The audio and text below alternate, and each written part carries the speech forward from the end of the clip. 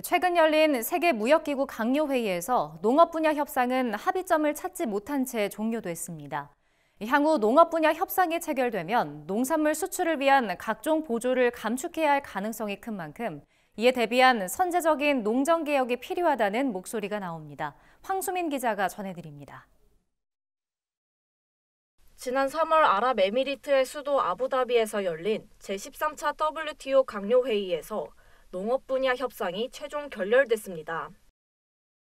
농산물 수출을 위한 각종 보조의 감축 범위를 두고 국가별 입장이 첨예하게 갈렸기 때문입니다. 국가별 보조 형태는 무역 왜곡 효과가 있어 감축 의무가 존재하는 무역 왜곡 보조와 무역 왜곡이 없거나 미미한 허용 보조로 나뉩니다.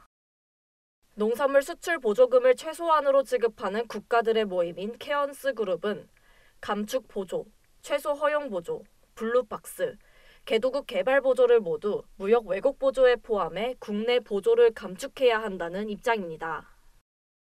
하지만 인도 등 개발도상국들은 개도국 개발 보조가 무역 왜곡 보조에 포함되는 것을 강력히 반대하고 있습니다.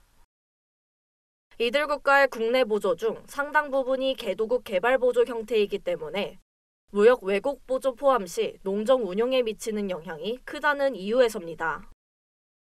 이 같은 의견 차이로 합의점 도출은 미뤄졌지만 우리나라 농업 보조 개혁은 서둘러야 한다는 주장은 꾸준히 제기되고 있습니다.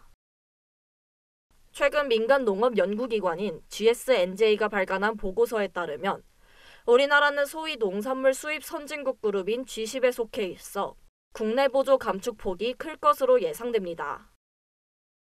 따라서 다음 강요회의까지 확보된 시간을 활용해 농업 보조 정책의 개혁을 진행해야 한다고 강조했습니다. 특히 올해 WTO 개혁 논의 과정에서 새롭게 나타난 정책 공간을 통해 새로운 보조 지급의 적법성을 확보해야 한다고 보고서는 밝혔습니다. 정책 공간은 첨단 기술의 개발이나 탄소 중립 사회로의 전환을 위해 각국 정부가 보조금 지급 등의 정책을 수행할 수 있도록 WTO가 융통성을 발휘해야 한다는 주장입니다.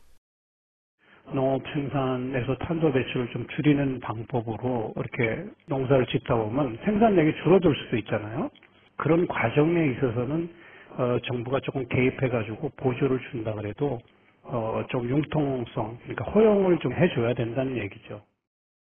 보고서는 농가의 고령화 문제와 기후변화에 대응할 수 있는 대안으로 꼽히는 스마트팜도 정책 공간으로 활용될 수 있음을 강조합니다.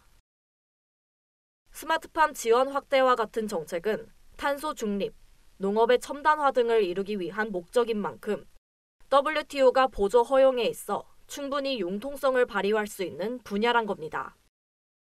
그런 쪽으로는 충분히 향후에도 많은 그 재정 수요가 있을 거고 그런 재정 수요에 대해서 미리미리 우리가 정책 공간을 이용해가지고 WTO나 기타 어떤 보조금을 갖다 강력히 규제하려고 하는 어떤 세계적인 흐름에 대해서 융통성을 갖다 확보해 놓는 건 굉장히 중요한 거죠.